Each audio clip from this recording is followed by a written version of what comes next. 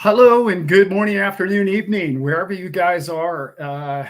Thanks for joining us again with the crew. It's a pleasure to have you back here. I know your time is precious to you. I know it really means a lot to share knowledge with everybody that we get as guests and that come into our community, and they come from all different aspects of our lives. And we have a very special guest, an incredible lady that I've been following her material for, gosh, I want to say, Melody, probably 2 years now. I would say Wow. something like that. And Wow. yeah, so Miss Melody Wright, how are you, dear? And it's so great to have you in the crew. Well, thank you so much for having me. And I'm doing well today. I'm doing better than I've been doing for quite some time, just as kind of the fog is starting to clear here in East Tennessee, where I am, where Hurricane Helene hit. So I'm doing very well today. And thank you so much for having me on the show. Of course. Yeah. Anything I can do for those people, yeah, we're going to get into it as the show goes on. But I really want to, since my channel is really kind of more of a macroeconomics, crypto banking angle. So give us just a short little summary of who you are and what you, how you got started and where you ended up right where you're at. Just Sure. quick. Yeah. That's a long history, but my name is Melody Wright, and I fell into mortgage finance in 2006, right before everything went to you know what. I got a crash course in all things mortgage finance. Through that time, we were doing we were basically on the verge of bankruptcy for many years, and I helped with that asset sale, strategic alternatives, then ultimately went on to manage the default operation there because they were dying under foreclosures and things like that. And of course, this is much later. A lot of people think the great financial crisis was just 2008, but in reality, in housing, it lasted up till 2013, 2014. And so I did that. And then I helped with my company's bankruptcy. Once that was all over, I went off to some non-bank servicers and originators. So in mortgage, what that means is a servicer takes your payment. The originator is who did that loan with you or closed that loan with you. So I went off and tried to help them kind of get up to speed with Dodd-Frank, which were, those were all the rules after the GFC as well. And the best way to have done that would have been through technology. And so I sort of got into technology from there, building software with fintechs, and then went out on my own. And at one of those fintech companies, my president said, I need to understand when rates are going to rise. And so I started diving into macro like, you guys do. And I had done that in my before I got into mortgage finance. I was actually a failed academic who studied things like the inside mortgage finance, the IMF, the International Monetary Fund, and other countries and sort of the loan programs of those other countries and the macro economics around that. And so I kind of dove back into that again, and doing so, I started writing about the housing market and realized everybody was getting it wrong. They were talking about an inventory shortage. I then went out on the road, and I've done over 10,000 miles of driving to capture all of these empty subdivisions and apartments that are all over the country and not just in the Sun Belt. And so that's what led me here today. And then, along that journey, I moved here to East Tennessee, Johnson City, East Tennessee. We're 59 miles west of Asheville, and 10 miles away from some of the worst destruction here in East Tennessee from Helene. And so that's how you and I came to get connected through that disaster. But that's often what happens, right? Yeah. What a great summary. And what an incredible life experience. I tell people all the time, I just sort of give my life experiences about every subject that comes up in the media or what happens to our lives next. And you can really tell the people that have the channels that have the wisdom of being there, and that's what really resonated with your show with me. And I was like, no, not only was she on the inside of this, she saw that the horror that the families went through, and she had enough, should I say, compassion for her fellow man to say, I want to do everything I can to make sure this doesn't happen to us again. But it's like this train track, the two trains are just about to collide, and you can see it because you've been there with that knowledge that we speak That's right. about. That's And right. it's just, I take my hat off to you because unfortunately nobody's listening. I sort of, I have the same feeling with crypto. But Yeah. it's like nobody's listening. And it's Yeah. like, oh man, that's going to be bad. But okay, maybe on the other side of it, people that couldn't afford stuff will be able to, and there will be, I don't know, maybe we can clear the whole thing up so it doesn't happen again. I'm optimistic, obviously, in the Right. long run, but Right. yeah. So that wasn't a question, obviously, but so I'm just rambling on here. That's all right. With Okay, let's get back to your situation in Tennessee, because as we know, there's a hurricane barreling down on Central Florida. And I'm so excited that we're doing this today because that's coming tonight for those people. Right. And I'm Right. not trying to exclude one group or the other, because we're going to try and help both, or everybody Right. that we can. I don't care if you're in Bangladesh, right? To me, Right. a human being is a human being. But That's right. the one thing for me is we hop on to the next news event, and then we forget about these starving and suffering people in East Tennessee. And this is just not Yes. acceptable to me. Right. These people have to build their lives for, I'm assuming a day, pretty close, right? I know Katrina took, I'd say, at least that long to really come Yeah. back, right? And some would argue it never What have really you came seen, back. Millie, Yeah. that to what it once was, right? That's right. Yeah. So Yeah. I don't think so. Yeah. yeah, lack of a better term, boots on the ground. Give us your point of view. What's going on down there, over there? Yeah. So as I was saying, I'm kind of right in the center of all of this destruction. And where I am in Johnson City, Tennessee, we weren't hit as hard right where I am. I had lost power for 5 days, lots of downed trees, but around here folks get out, they're very handy, they got their chainsaws. But right next to me in the adjacent counties, there is just unbelievable destruction and a lot of infrastructure destruction. Roads are just gone. And I know people keep saying this, but what's hard, I think, for people to conceptualize is just the sheer area that is impacted. And so when we were all watching Katrina, we were looking at the Superdome and we were seeing all these efforts from there. We were seeing all these people.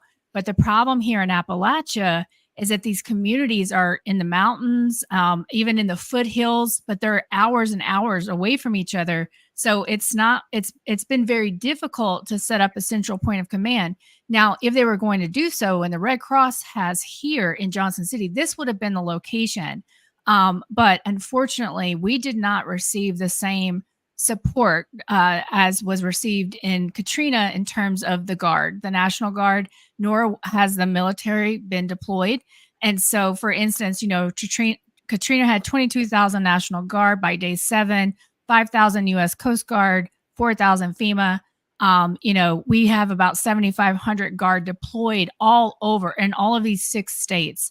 And so, and almost 4 million people impacted, when with Katrina, there was 1 million. And so you can't compare disasters exactly, but unfortunately in Appalachia, why you're not seeing coverage, and this is what I've been doing over the last week or so, is just driving to each one of these impacted communities to get information. Okay, give me your contact info. What do you need? And as what happens in these disasters is everybody immediately sends water, everybody immediately sends food. And so right now they have enough. But in 2 weeks from now, they're not going to have enough as everybody goes home. And of course, as the news cycle turns to Milton, which is going to be a devastating storm, and it's going to be very devastating to the housing market. We can talk about that. So what I'm trying to do is get the word out. So I had people from your community contact me. I had people, my followers, and they're like, hey, we've got money, we've got resources. We don't want to send them to the big, organizations, because we don't know what happens to that. And then there's just so many little relief organizations down here working. Almost every church has a donation site. And in East Tennessee, there's a church every every block, but no, Sure. there's no central location. And so we're in what I'd say recon right now, meaning I'm out there. Okay, who are all the impacted communities? Because I've seen no full list of them, because some of these are just very small towns, and they're completely cut off, like Poplar, North Carolina, and places like you can't get to them. So what I'm trying to do right now is kind of organize so we can deploy these funds. And Becky and the community helped me set up a wallet, and that Great. wallet is going to be kind of connected to an organization here called the Coalition for Kids, and that's a ministry with a local church. They feed right now today they feed between 100 and 200 children every day, but obviously the needs are going to be greater as people come in from the mountains and temporary shelters are put up. And so, Mhm.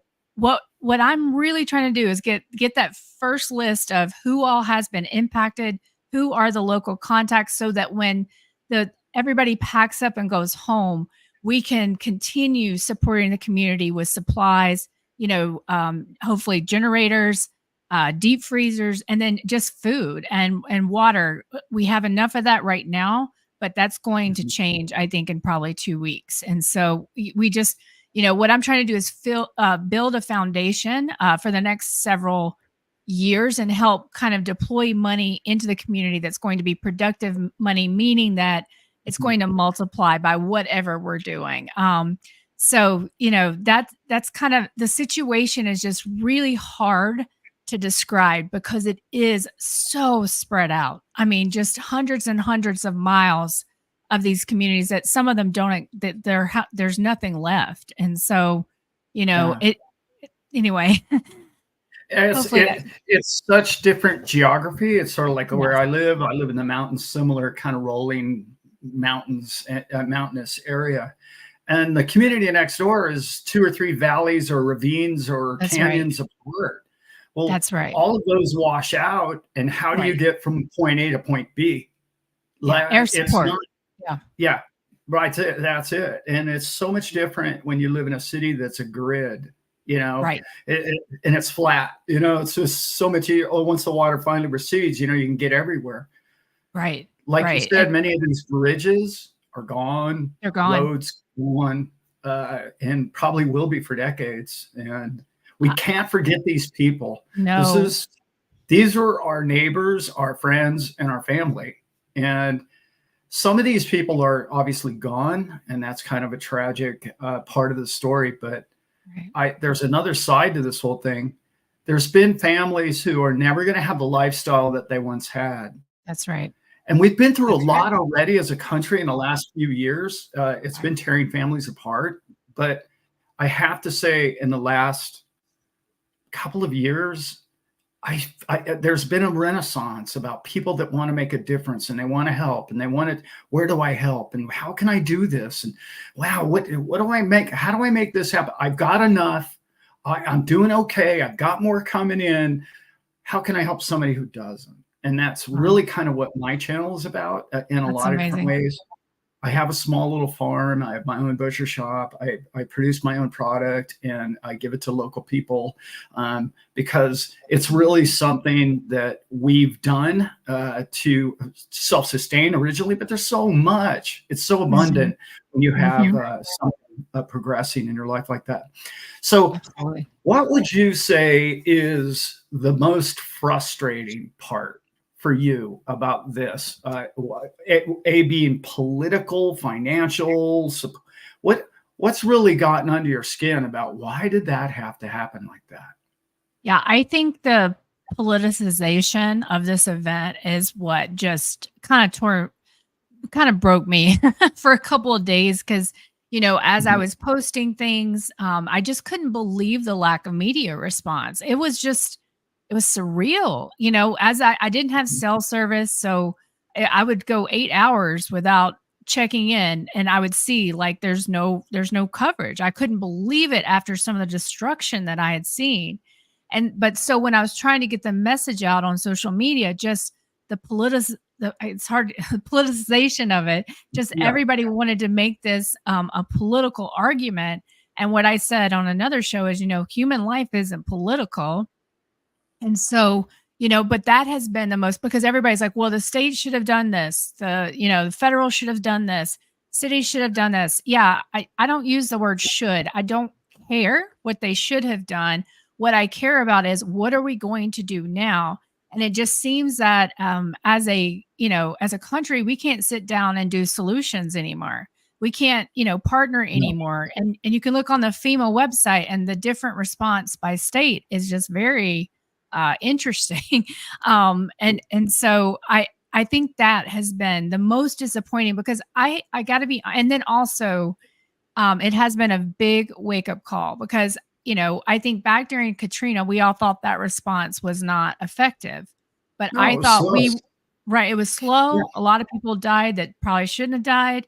And so I thought we would at least get the Katrina response, at least, the kind of half, whatever, not in, but when I started to see, and, I live here in the foothills, you can see miles and miles away, I would see the air support. And after day 3, I was confused. There was no air support, like not heavy aircraft. There were, lighter helicopters, things like the private helicopters. But I was expecting to see, I was in Memphis when Katrina happened. I saw what got deployed down there from, a military perspective. And so we didn't see any of that. And so that to me, the lack of response, the political fighting around it, I think that is, and then the wake up call, which is, if this happens in your community, do not expect what we used to be able to expect, because it's not coming. It's not. We're so ineffective now at being able to solution, or, it could be politically motivated. I don't know. And I don't care. The most important thing is, we need to change it. We need to be sitting down and thinking about solutions. But I don't hear anybody talking about it. And if you see these highways, so I live close to Highway 26 and Highway 40, and these are actually like feats of engineering, when they were built. Like, you can, on the side of mountains, just unbelievable. But these things are destroyed. And, just large swaths of it, large areas of the mountain passes. And Highway 40 goes all the way through Arizona. This is a huge distribution highway for the supply chain. So what scares me is, I can't even imagine us fixing that to the level that it was built before. And what does that say about society? I mean, that's just, it's hard to even fathom that we're going to be able to fix this situation. Yeah. Well, we had that magical infrastructure bill that was passed a while back that was going to fix, inflation and stuff, print more money to fix inflation. So that's how good they are at solutions, right? That's right. Was comical is what it was. And a lot of those projects are stalled now, right? I think I saw a stat that 40% of those infrastructure projects are stalled. So, and I think so, what you're saying, like, the fact that we had all this money, we printed it, and we had all this abundance, so that the stock market went crazy and people could take out PPP loans, who then would buy homes and second homes. We had so much money. If we had just taken that money and productively deployed it into upgrading our grid, our power grid, into upgrading our infrastructure, into solutioning water, because we don't have solutions for water on the western states. And so, I think that's what that is what really is so sad to me, because all that money, that huge increase in our national debt, did not get productively deployed to the things that we needed from an infrastructure perspective. It's like when you get a receipt, or you do your bills at the end of the month, and you say, well, okay, well, whatever it is, $2,000 or $10,000 went out for the month. Well, what did I receive for that? Well, I got power, I got insurance, I got this, all the necessities. What did we get for the 35 trillion? I don't know. Because if I'm It's not getting the response from FEMA or the national, what am I mhm, paying for? Why am I paying taxes if, mhm, I only got 1,000 FEMA and I can't even tell you where they are across 6 states when, there were 5,000. And by the way, FEMA has just become this national grift, where they use the preferred vendors. And so they are turning people away. They're saying, we don't want your supplies because we have to use this vendor and this vendor. And they don't care how long it takes them to show up. And so, around here, people are used to kind of taking care of themselves anyway. And so they are doing their best. Some of the things I've seen in the community are amazing, but I think I'm sitting back and asking, why am I paying taxes? Because none of that money came to me. I didn't get a PPP loan. right, And so it's just I think the state of things are just a li- I think this has been just a huge awakening. I knew things were really bad. Just that our country has changed. We don't, yeah, prioritize the things we used to. But as an mhm, American citizen, it's important to understand they're not coming for you if something like this happens. And that no, their agenda, if they do show up, is not to assist you, is to make sure that their friends who have a piece of the pie are going to get paid. yeah, and that's just, that's like I like to say, that's unacceptable. That's, Right. they've forgotten how to serve, and, Yes. I say this a lot. The area around Washington, D.C., I'm not going to say all the people of Washington because there's some incredible people in D.C., I'm sure. But it's amazing to me how those people have lost touch with the rest of the nation. It's almost like they're a separate state, and Yeah. their state really, it has more to do with other nations. Like they're more concerned with impressing all the other nations of the world than they are their own people.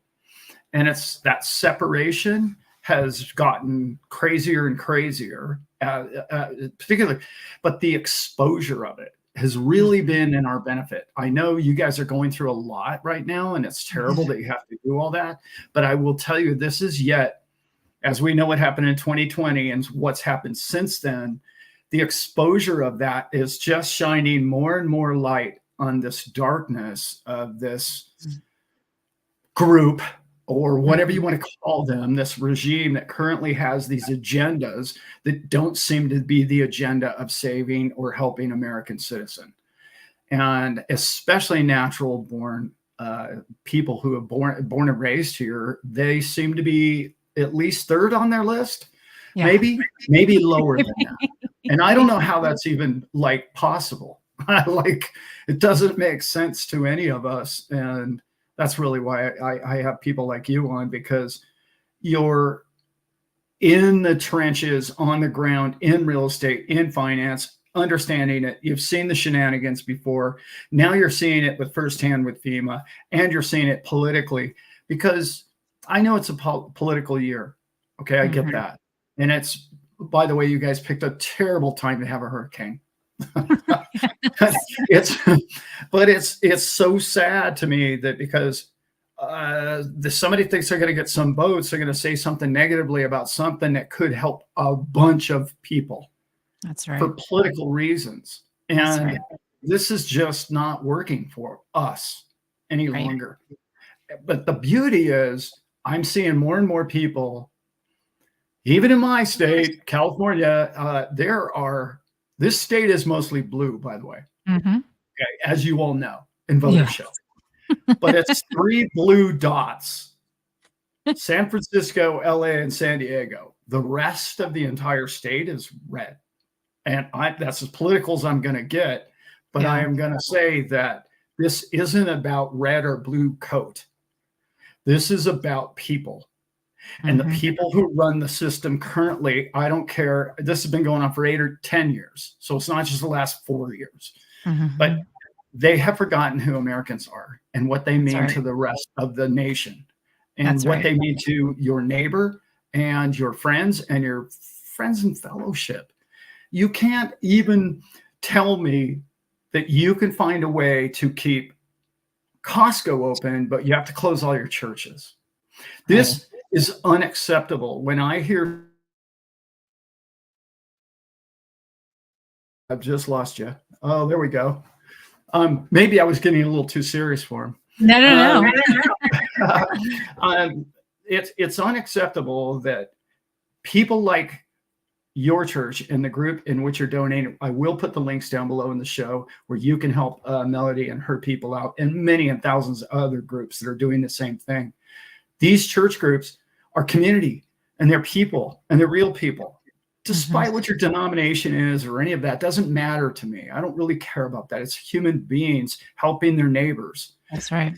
I'm not seeing that from Costco. Okay. Right. Why were they allowed to stay open, and Home Depot, and they did nothing except for hassle me about wearing a mask? Okay. Right. They didn't do anything for my neighbors. Melody here is come on the show and helping people and people in her community. And I really want to say thank you for doing the work that you've done and exposing all of this. It's huge. And we only have each other now, as you've just mentioned. That's right. So, That's right. we have a request here by Miss Becky. She said something last night that I thought was hilarious. I guess they sent 2 or 3 pallets of electric chainsaws and they didn't have electricity. I thought that was pretty funny. I go, yeah, that sounds about right. But That sounds about right. She said to ask you about the FEMA response in particular. How did that? What would you?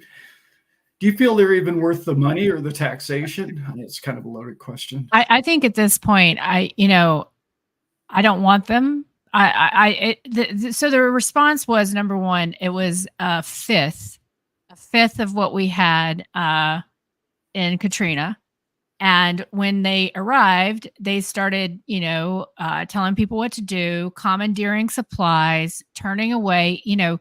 I hate talking about things when I don't have direct sources, but I am going to be talking to a pilot on Friday that I trust the person that is referring him to me, but essentially took his own private helicopter and saved a mother and son, left the dad, was going to fly back and get him, took them to a FEMA designated site, and FEMA said they would have him arrested if he tried to go back and get the dad. And so, I'm hearing all kinds of things of either supplies getting blocked or seized. I've seen with my own eyes signs down near Chuckey, Tennessee, where it says no semis past this point. And the reason why they're saying that is that people were trying to bring in semis to these affected areas. The FEMA operations I have seen. So I have been out probably since day 5, since I had power, I've started scouring the communities. But my first FEMA site that I saw was 2 days ago at a tiny little church with a scribbled sign on it. And FEMA wasn't even there. A local ministry was really organizing the site to fill the FEMA trucks. And what they kind of said was, well, we're trying not to fill the trucks too quickly, because once we fill the trucks, we have to send them to Bristol and not serve the local community. And so I just feel like, and we also know Travis, I think, did a show yesterday I haven't been able to watch yet, where he went through like all of the unclosed FEMA projects and all the dollars that are actually sitting there not spent, and the project has never been closed. And so FEMA has just become completely bloated. Think $20 for a bottle of water, that kind of thing, and ineffective, and they get in the way. What this area needs, since we're not going to get any kind of what effective or competent sort of logistics management, because that's what you would want FEMA to do. We're not going to get it. What we need is Army, a Corps of Engineers support. We need, heavier. There's just so much construction and infrastructure rebuild that needs to happen. Right. So you need like bulldozers and dump trucks to move dirt and build roads, right? Yeah. And just to talk, you're not even there yet. You're not even rebuilding roads yet, are you? Oh, no, they're just still pumping water. I mean, they're pumping water down on 26, like at Unicoi County. And someone in the comments just asked about the weight of the semi. Yeah, absolutely. That would be true in normal times. But this is Mhm, about mhm. keeping relief from these areas. And I've seen it with my own eyes. Yeah, yeah. That's Yeah. Sorry. So Becky said something else, the military cooperation. I think on Sunday night on CNN, two pilots went on and they said, we've done over 600, each of them had done over 600 rescues and missions. And they said, we know the military knows what we're doing, but we're ready to turn this over. We're ready to turn this over to the military for them to continue because we're private citizens and we're tired and we're using our yeah, own fuel. And I mean, people are donating fuel now, sure. but that's the thing. We need that military support. We need our military to come to our aid. We are as if this happened in some other country. I have a feeling we would already be deploying these resources, and it's as if folks just are unaware or don't care. But when you look at something like Interstate 26 and you look at Highway 40, these are massive impacts to our supply chain. So, yeah, I mean, I love 40. That's when I drive east and west, that's exactly how I get there. Mhm. That's my favorite one. I mean, 10 is so hot usually. 40 is great. How long, I mean, guesstimate, I know you don't build bridges. How long do you think it's going to be before 40 is even open? I have no idea. I was talking with someone about that. Like where that kind of washed the side of the mountain, you might have to build a bridge, and if you think about the bridge in Baltimore, right? How long Yeah, did they say that was going to take to rebuild? Did they say like 8 years. or 10 years? Yeah. Yeah. I mean, Mhm. and this would be a much harder project. And Really? so, yeah, Wow. I mean, just what you've got to do I mean, that is a very rugged area. I don't like when it existed, I hated doing that drive. Because it was very steep, often very slick because you're up in the mountains. You've got the mountain rain and fog and so it's going to be a very difficult job. Well, maybe we can finally get smart and let Elon start building the tunnels he keeps talking about building all over. I don't know why they don't want to work with him on tunnels, but anyway, that's for another show, I suppose. So, yeah. So let's say if somebody were to want to help, and specifically, where do you think it's going to go? You're feeding kids, if I'm correct. Is that correct? Well, so I have a few different efforts happening all Mhm. at once. I'll have sort of what I would call the GoFundMe, which is a general fund that's going to be. I'm working with three other individuals together. We're going to be like a little board of directors. This could be money that'll get. Let's say you lost your home, you need to, you need a deposit and a first month's rent or something like that. You could apply for that money. Let's say you are a shelter and you need a freezer to receive food. You could apply for that money. And so that's kind of the general money, and anybody can apply for that. Mhm. That's the GoFundMe. And, if anybody contributes to that, I'll be doing quarterly reports of how every penny is spent. And then the other way, and I'm partnering with local organizations. I've gone out and talked to a lot of them. So I'm kind of creating a contact database and telling them, when you need something, let me know. Like, for instance, down in Chuckey, Tennessee, the Mennonite community is doing hot meals, feeding everybody, getting out with hammers, doing construction. At some point they're going to need things. And so, I'm giving them my information so they can contact if they need something. And there's Mhm. so many great local organizations. But then the XRP wallet specifically is kind of going to be geared toward the Rock Fellowship Church. And we're looking at that might be a central location where we'll be able to do more meals than they do already for the kids. If we can Great. get them properly set up, they have kitchens, they don't have a freezer. That might be something, we use this money to do to get them the freezer so we can get more food and they can become a more central location for all of this. And as well, if people just don't want to, like, I get it. I don't trust anybody with money. No, including of myself course. sometimes. Yeah. But like if you want to just send coats or Sure. our batteries or flashlights or whatever, you can send those straight to the church. And then the other thing I've said, if people want to contact me directly for a specific organization, if they say, hey, I have a large generator or I want to buy a generator for somebody, I can put them in connection with someone Mhm. and they Mhm. can give how they want to. Because, Yeah. as we were talking earlier, or this might have been before we even started, I can't remember, but as what happens in these things is you get all the food and water you need like for the first week right away, and then you're full, and then the media cycle goes away, and then it's 2 weeks from now and you have no Right. water and you have no attention of the Mhm. media at that point. And so that's where I really think these funds are going to be effective, is like for Sure. the long haul and not for just kind of this short term. I have a couple that was really interested this past couple of days ago, and they're in North Carolina, and they were, Oh. they're financially doing very well in life, and they really wanted to help out a lot of people. They've really kind of kept it in state, but Mhm. they were reaching out to me, going, "Allan, who do you know in North Carolina? I want to help my neighbors." And there's, and I gave her your contacts, Oh, so I don't good. know Okay. what came of that, but they're specifically, we're hoping to help people in North Carolina. But I mean, Well, we again, will.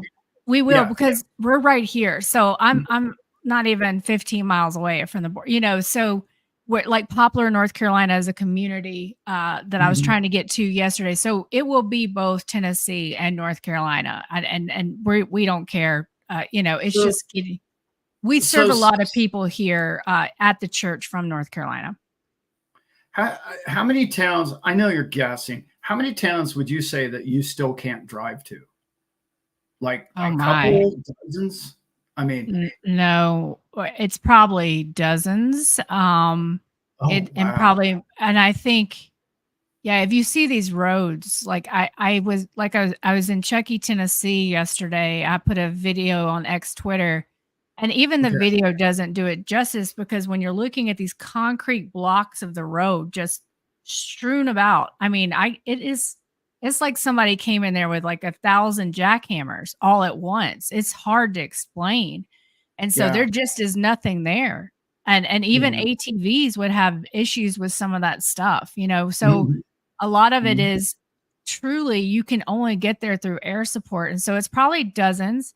And then around here we have things called haulers. That's just Sure. kind of where people, families often, connected families will live, and you might have 100 people in a hauler, and that's not even a city. And that's Yeah. that's what we don't really even know how many of those there are, because those Right. places still, even yesterday when I crossed the state line going towards going towards Asheville, I lost cell service. I mean, and I was still, not even 2 miles from a town that was up and running.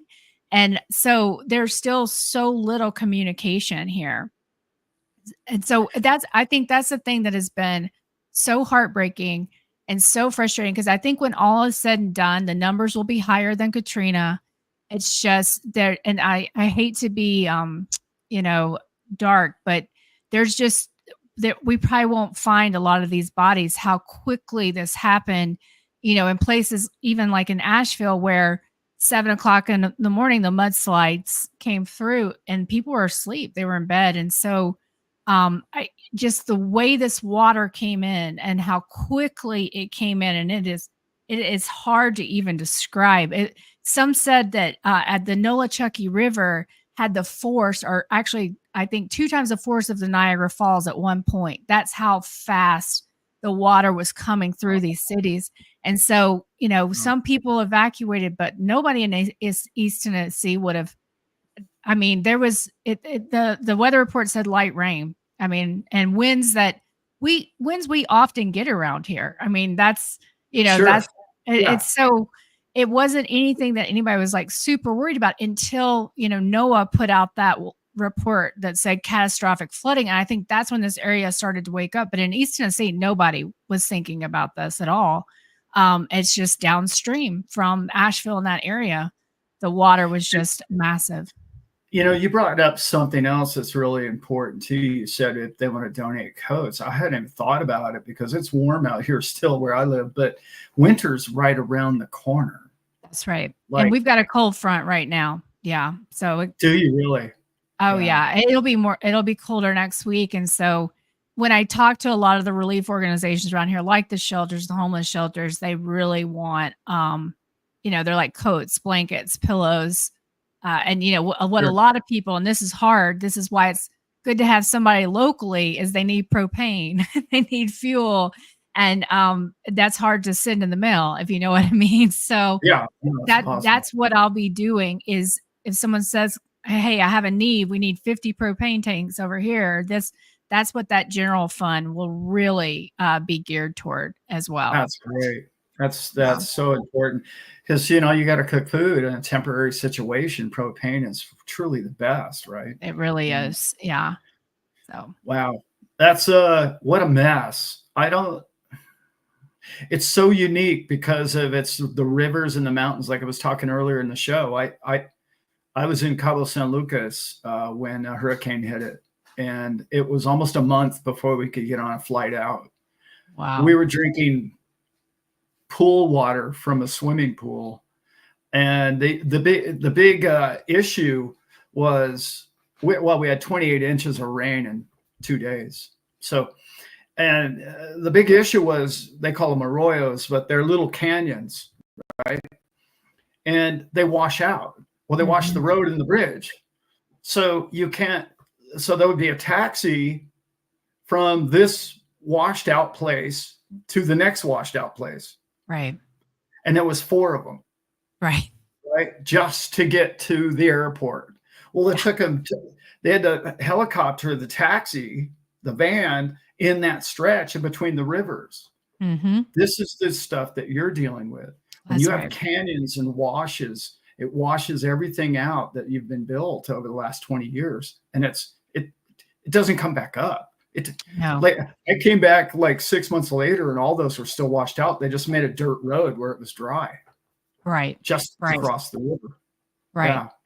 And this is where the Army, I think, comes, they have floating bridges. We have this stuff.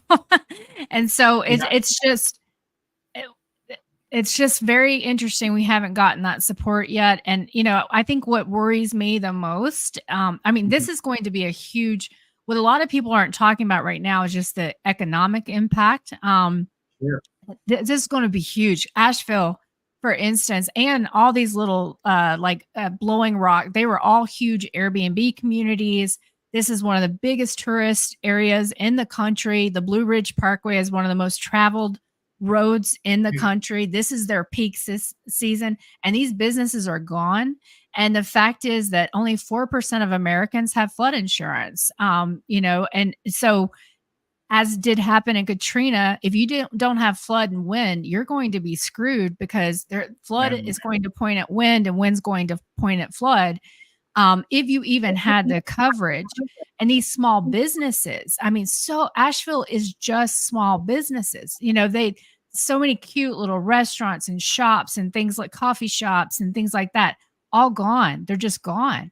And so this is going to be, I'm hearing of people, even the Lowe's in Asheville is closed. So I'm going to be interviewing somebody on Friday who is working at the Lowe's in Asheville, who she can't go back to her apartment, but they're still expecting her rent. And they told her they'd waive the late fees. Isn't that nice of them? Yeah.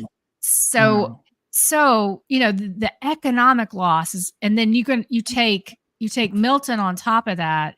It is just we're about to see some real pain in the economy from these 2 events. How could it not? Right. It's very unfortunate. That's really what I really want to do a follow-up in a couple of weeks because I do not want people to forget these people because Milton's coming and there could be another one after that. And everybody goes to the next news event. And, we're just sort of lemmings following each other over the next news story. But that's why I don't watch TV. I threw my television out almost 20 years ago. And honestly, it was a brilliant move on my part. Honestly, I still struggle when I hear people. You mentioned it earlier. It's like, well, the mainstream news isn't talking about it. It's like, well, who cares what those people are doing? Yeah. Really, this is bigger than that. When you get big social media channels, much bigger than you and I's channels, who actually are moving the people and the minds of the people. And we're getting back to people instead of, what the system wants. I had a great conversation with another man's got another channel the other day, and he and I came to the conclusion that mainstream media is about done, obviously, as many of us know. But they're mainly for their lies and their corruption, obviously. But really what was bigger than that was when I grew up, I'm a baby boomer. When I grew up, you had to know somebody to get on TV. So even if you had a great idea, like you couldn't get to somewhere. So you couldn't get exposure for your idea or your business model or your platform or whatever. So you had to come up through the ranks, and it was impossible. Now, if you have an idea or you have a personality or you have a gift, you get on YouTube or one of these channels and Twitter and X, and the next thing you know, you can be your own corporation, your own company, and you can be your own means of donation and other things. And when I was asked by Becky, Allan, what do you think about this girl's channel? I'm all over it. I'm all over it because I don't necessarily, I can't be everything in all places. That's right. But I can't turn my back. I can't say, oh, no, there's people out. Never mind. I'm more important. I got busy, I got doing something else. But it's too easy to do that. I would have done this show, as you know, last week. StreamYard just decided Allan's channel wasn't going to exist. It was so funny too, because it just said, this is the old classic dating line, right? Oh no, it's me, not you, right? It just said, oh, it's on our side. Don't worry about it. And every time I'd request help, I'd be like, what do you people do? And they'd tell me, they'd give me the same 5 things, like, is it plugged in? Have you rebooted your computer? And you're just like, but platforms like this, communities like the ones you and I have, care about people. And it's sort of like the old field of dreams. If we build it, they will come. And I agree with that. That's what our communities are about now. And they're growing, and they're more important than what those people are doing over there. I ignore them entirely. Try to anyway. I think that makes sense. Yeah. Go ahead. Melody, do you have any closing ideas or things that you would like to share with everybody? I don't want to make this too long for you, because I know you could be doing something more productive probably. Oh, no, I think getting the word out there is really, really important. And like you say, do what you can do. And I think I think so many times when we face disasters like this, or we face hard things, we get overwhelmed because we want to just fix the situation, right? We want it to be fixed. But in reality, we can always help. There's something that each of us can do, and it doesn't have to be the same as another person. Like, for instance, somebody can give money. That's what they can do. Other people can spread the word through their churches, through their church networks. Somebody might be able to send a coat. Like, whatever it is, just do the little thing, because I promise you, if you do it, it's going to come back in ways that are going to blow your mind, because our communities are stronger. And I do believe that people are trying to convince us that they don't exist, because they want us to feel like the only place we can turn to is our government.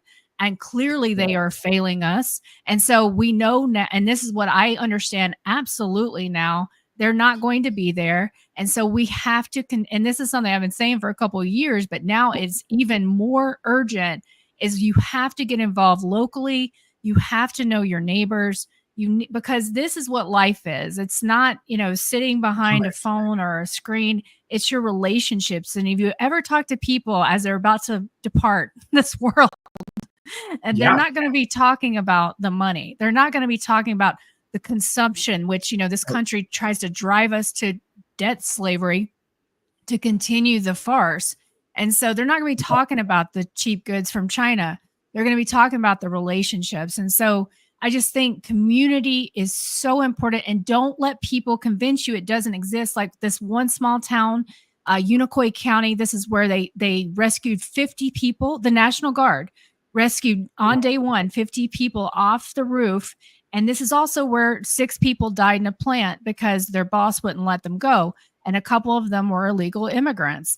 But when I went to that community, there was no racism. There was no our exclusionary. They specifically, the lead volunteer specifically said to me, please go to the Catholic Church. Our Hispanic community is hurting. A lot of my friends are over there. And as you heard people talking about those that were lost in the plant, these were, white folks talking about how these, immigrants were their friends. And that's what, we know there needs to be logical policy. That's not what I'm saying. But in these communities, they don't have all of this us versus them. And that is so divisive out there on social media. And so I just think we have to get back to that small town mindset and not let identity politics and some of these divisive issues keep us from helping one another as humans. And I think that is truly the biggest message, that this is not political. This is human life. And this is far more important than, supposed red and blue, arguments and issues. This is about humanity. I don't play that game on this channel. I really don't. Okay. It's really about human beings. And that's right. Yeah. And I totally agree. There needs to be rules about people just going, border to border. I mean, clearly we need that, but absolutely. When people are in need or they're hungry, I have people ask me all the time, well, why are you feeding that person? He's a drug addict or he has a problem. It's like, because he's hungry. Mm-hmm. That's why you're feeding. Right. That's right. Yeah. Right. It doesn't have anything to do with your judgment of who he is or what his deal is. He's hungry, and I've been hungry, and it's not fun. Yeah. Do unto others. It's just that simple, And you brought up a great point that I bring up on my show as much as possible. It just feels better when you give. Mm-hmm. Receiving is nowhere near as much fun as giving. 100%. 100%. And the joy that it brings.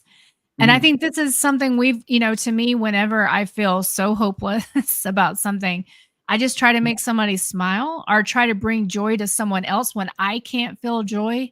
And the minute I do that, that's when I feel joy. And so I feel like we focus on ourselves and our phones way too much. And our phones are just a reflection, like narcissists, we're staring into our phone, but we're staring into our echo chamber. We have to stop doing that. And we have to start looking up and looking around and looking at our fellow Americans that have been forgotten, our middle class that has been erased. These people, all they want is productive work. All they want is to be able to make enough to feed their families and have shelter. So it's so important. Turning it around because of great channels like yours and the great people in this chat. We are turning that around, and we are making a difference. And there's some incredible people out there. I want to urge everybody in here to check out Melody's channel. It's amazing. You're insanely smart. But really what I like about your channel is your ability to put it in common terms. This is what happens when that money goes from that account. And this is what happens to all of these people because of that law, rule, or what the bank did. It's all of these people on the street. And it's such a simple concept, but the way you explain it is so much better than the way I just did. So everybody, please check out her channel. Do you want to type in her channel? Or I will have here. You want to hear what the bad news is? My person that helps me with this channel ran because the hurricane's headed right for her house right now. Oh, no. So she had to drive to Atlanta, and she's going to be up with friends, right? So she was going to help me out with the show today, but Joanna, everybody knows Joanna in the chat, but Yeah, her information is down below, and it will be in the show notes. So that for sure. But how can Yeah, they reach you? Just email or whatever sure. you don't want to know. Yeah. So you can reach me at M3_Melody, MELODY on X Twitter, M3 Melody Substack on Substack, M3 Melody YouTube. And you can, if you want to email me, it's M3 Melody Market Update at gmail.com. And what I'll do, Alan, is I'll put I'll write a comment on the show and put this information in there until you guys can get it all into the show notes and stuff as well. Fantastic. Thank you so Okay. much, because she's Well, on thank the you. run. Oddly enough, she's running from a hurricane. Well, Anyway, it's this is crazy today. huge section of our country that's in pain right now, and There and is. very anxious and worried. And so, yeah. Yeah. Anyway, I love your content, and I thank you so much for coming on and sharing your story. And again, I would love to do a follow-up Absolutely. in a week or two. I'm going on vacation like the next 4 or 5 days. We're going Nice. camping. So Oh, we're gonna, nice. yeah, I'm gonna bring the fly rod. We never take vacations, my wife and I. We're all so busy, but we're going camping, and so when I get back in a week or two, we will have you back on, and we'll do a follow-up, and we'll Perfect. also do, hey, let's get into what you can help all the people of the crew with real estate going Perfect. forward. It'd be Yeah, that would be fantastic. great. That would be so much fun. Yeah. Thanks again, Awesome. Melody, for coming in, and we will see you soon. And everybody in the crew, I will be doing a live show, as you guys know, tomorrow night, which is my trust show. I won't have a guest, I don't believe, but I have some great content for you and some really big news for everybody coming tomorrow night. Okay, guys, I'll see you guys all then.